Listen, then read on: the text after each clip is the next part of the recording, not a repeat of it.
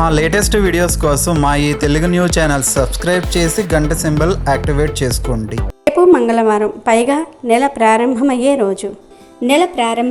రోజు కాబట్టి ఈరోజు వేప చెట్టు కనిపిస్తే ఈ ఒక్క మాట అనండి చాలు, లక్ష్మీదేవి లెక్కలేనంత ధనాన్ని మీ ఇంటికి పంపుతుందని జ్యోతిష్య పండితులు చెప్తూ ఉన్నారు.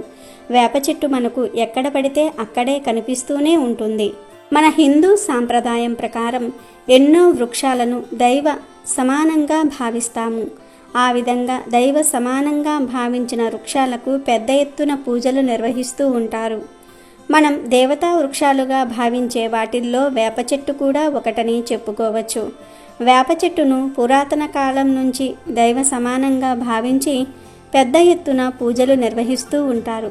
మన పురాణ ఇతిహాసాల ప్రకారం వేప చెట్టును సాక్షాత్తు శ్రీ మహాలక్ష్మీదేవిగా భావిస్తారు. గాలిని శుభ్రపరిచే గుణం వేపాకుకు కలదు. ఈ చెట్టును మిగతా చెట్ల కంటే ఎక్కువ ప్రాణవాయువును వదులుతుంది. వేప చెట్టు చాలా పవిత్రమైనది. వైద్యంలో దీని పాత్ర గురించి కౌటిల్యుడి అర్థశాస్త్రంలో వివరించారు. మన ప్రాచీన ఆయుర్వేదంలో కూడా వేప గురించి అనేక రుజువులు ఉన్నాయి. భూమి మీద అమృతం చుక్కలు పడితే అది వేప చెట్టుగా మొలిచిందని పురాణాలలో కథలుగా రాశారు. వేప చాలా విధాలుగా పనికి వస్తుంది కాబట్టి ఆర్యుల వైద్య దేవుడైన ధన్వంతరిగా వేపనే కొలుస్తారు. ఎవరైతే జీవితం మొత్తంలో ఒక్క వేప చెట్టును అయినా సరే నాటుతారో వాళ్ళు స్వర్గానికి తిన్నగా చేరుకుంటారని శాస్త్రం చెప్తోంది. ఆరోగ్యపరంగా వేప చాలా మేలు చేస్తోంది. అందుకే మన దేశంలో ఉగాది పండుగ రోజున వేప పువ్వును పచ్చడి చేసి తప్పక తింటూ ఉంటారు. సంవత్సరానికి ఒక్కసారైనా వేప పువ్వు తింటే చాలా ఆరోగ్యం కలుగుతుందన్న నమ్మకం ఈ అలవాటుగా మారింది. అశోక చక్రవర్తి చింత, మధుక చెట్లతో పాటు రోడ్ల వెమ్మట నీడ కోసం వేప చెట్లను కూడా నాటించాడు. ఇప్పటికీ నీడ కోసం వేపను పెంచడానికి అందరూ ఇష్టపడతారు. వేప చెట్టు నుండి వచ్చే గాలి చాలా మంచిదని అందరూ నమ్ముతారు. ఇంతటి విశిష్టత కలిగిన వేప చెట్టు రేపు 1 తారీఖున మీకు కనిపిస్తే ఈ చిన్న పని చేయండి చాలు, మీకు నెలంతా ధనానికి ధాన్యానికి లోటు రాదు. నెలంతా మీరు ఏ పని చేసినా ఆ పనిలో విజయాన్ని సాధిస్తారు. ఇంట్లో కష్టాలు రాకుండా ఉంటాయి అని వేదశాస్త్ర పండితులు చెప్తూ ఉన్నారు. అంతేకాదు 1 తారీఖున వేప చెట్టు కనిపిస్తే ఈ మాట అనటం వలన లక్ష్మీదేవి నెలంతా మీతో పాటే ఉంటుంది. నెలంతా మిమ్మల్ని కాపాడుతుంది. లక్షలు కాదు, కోట్ల రూపాయల విలువైన సంపదలు వస్తాయి. ఇక మీకు తిరుగుండదు అని పెద్దలు అంటూ ఉన్నారు. మరి 1 తారీఖున వేప చెట్టు కనిపిస్తే ఏం చేయాలి? ఏ మాట అనుకుంటే నెలంతా లక్ష్మీదేవి మీతో పాటే ఉండిపోతుంది అనే విషయాన్ని వివరంగా ఇప్పుడు మనం ఈ వీడియోలో తెలుసుకుందాం. అంతకన్నా ముందు మన మంచిని కోరేవారి మాటలు వింటే ఏం జరుగుతుందో తెలిపే కథను విందాం. కామెంట్ బాక్స్లో జై శ్రీరామ్ అని కామెంట్ చేయండి. అలాగే ఈ వీడియోకి ఒక లైక్ కొట్టి మా ఛానల్ని సబ్స్క్రైబ్ చేసుకోవటం మర్చిపోవద్దు. పూర్వం హరిహరపురంలో ధనగుప్తుడు అనే వృద్ధ వర్తకుడు ఉండేవాడు. భార్య చనిపోవటంతో ఒంటరి జీవితం గడుపుతున్నాడు. సంతానం లేదు, కానీ ధన పిపాసి. వ్యాపారంలో కల్తీ, దొంగ కొలతలు చేస్తున్నప్పటికీ మనసున్న మహారాజు ధర్మాత్ముడు. ఉదయం గుడిలో ధర్మ కార్యాలకు, దారిలో పశుపక్షాదులకు ఆహారం, భిక్షగాలకు ధన సహాయం చేస్తూ ఉంటాడు. ఒకసారి వ్యాపారం నిమిత్తం సరుకులు మూటకట్టి వర్తకుడు మరొక ఊరు వెళ్ళవలసి వచ్చింది. ఊరు చేరేసరికి సాయంత్రమయ్యింది. సరుకులు మొయ్యడానికి కూలి మనిషి కోసం ఎదురు చూస్తూ ఉంటే దూరంలో ఒక వ్యక్తి కనపడ్డాడు. అతన్ని దగ్గరకు పిలిచి సరుకుల మూట చూపించి ఎంత డబ్బు కావాలని అడగ్గా మీకు తోచింది ఇవ్వమని చెప్తూ ఒక షరతు పెట్టాడు. దారిలో తను చెప్పేది వింటూ కొట్టాలని చెప్పగా వ్యాపారికి కోపం వచ్చిన గత్యంతరం లేక అంగీకరించాడు. సరుకుల మూట నెత్తిన పెట్టుకుని కూలి మనిషి నడుస్తూ ఉంటే వర్తకుడు వెంట వస్తూ ఉన్నాడు. గమ్య స్థానానికి చేరిన తర్వాత వ్యాపారి కూలివానికి అనుకున్న డబ్బులు ఇచ్చాడు. కూలి డబ్బులు తీసుకుంటూ ఆ వ్యక్తి తను దారిలో చెప్పింది ధ్యానంగా విన్నావా అని అడిగాడు. నా అవసరం కొద్దీ నీ మాటకు అంగీకరించానే గాని నువ్వేం చెప్పావో తెలియదు అన్నాడు వ్యాపారి. ఆ మాట విన్న కూలి వ్యక్తి కోపంతో చాలా తప్పు చేశావు షేట్, నేను మీ మేలు కోరే ఆ షరతు పెట్టాను. నాకు మా కులదేవత ఆశీర్వాదం వల్ల ఒక వరం ప్రాప్తించింది. సంవత్సరంలో మొదటి అమావాస్య నాడు నాకు నిద్రలో ఒక కల వస్తుంది.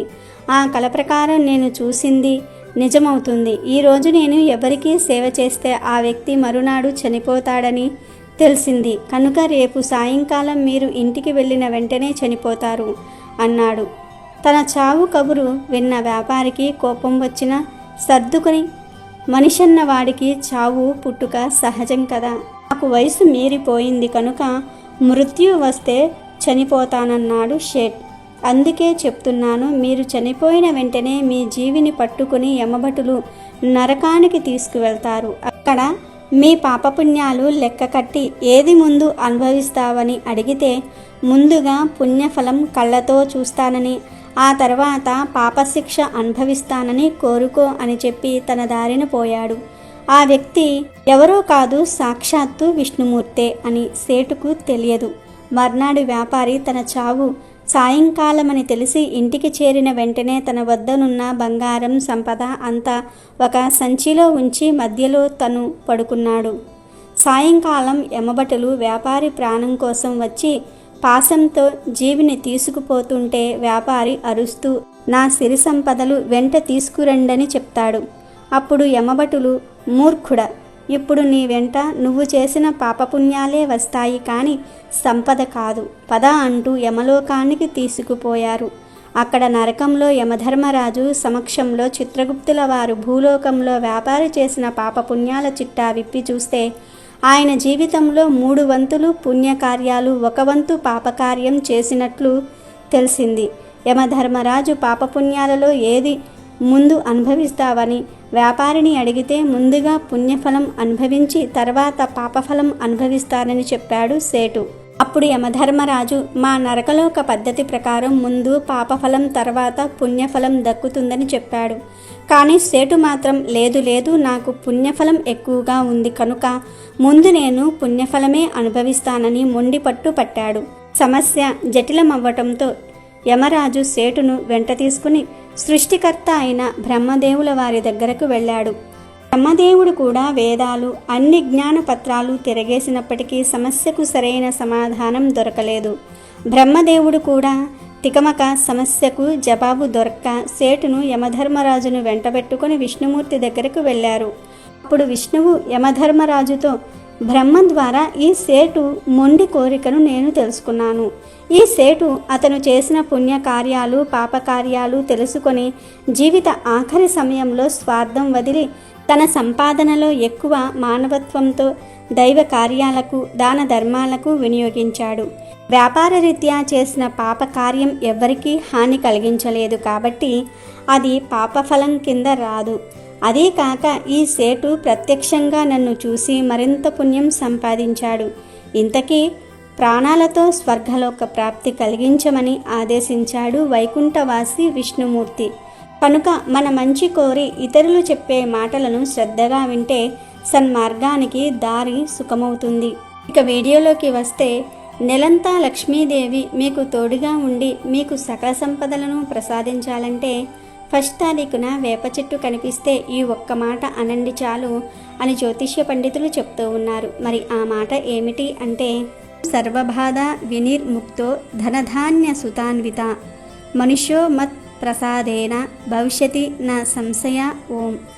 ఈ నెల ప్రారంభమయ్యే రోజు మీకు ఏ సమయంలో వేప చెట్టు కనిపించినా ఈ వేప చెట్టుకు పసుపుతో గుండ్రంగా సర్కిల్ గీసి ఆ సర్కిల్లో కుంకుమతో బొట్టు పెట్టి ఈ మంత్రాన్ని 11 సార్లు చదివితే లక్ష్మీదేవి నెలంతా మీతో పాటే ఉంటుంది. లక్ష్మీదేవి సుఖ సంతోషాలతో కూడిన భవిష్యత్తు వైపు మిమ్మల్ని నడిపిస్తుంది. ఒకవేళ మీకు వేప చెట్టు యాదృచ్ఛికంగా కనిపించకపోతే మీరే వేప చెట్టు దగ్గరకు వెళ్ళి పసుపు కుంకుమలు రాసి ఈ మంత్రాన్ని జపించినా నెలంతా మీకు కలిసి వస్తుంది.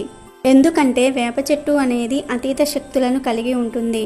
కలిగి ఉన్న చెట్టు కూడా అమ్మవారి స్వరూపం కూడా. కాబట్టి మీరు కూడా రేపు 1వ తారీఖున వేప చెట్టు కనిపిస్తే ఈ ఒక్క మాట అని లక్ష్మీదేవిని మీతో పాటే ఉంచుకుని సంతోషంగా జీవించండి. వీడియో నచ్చితే లైక్ చేయండి, షేర్ చేయండి, బట్ సబ్స్క్రైబ్ చేసుకోవడం మర్చిపోవద్దు.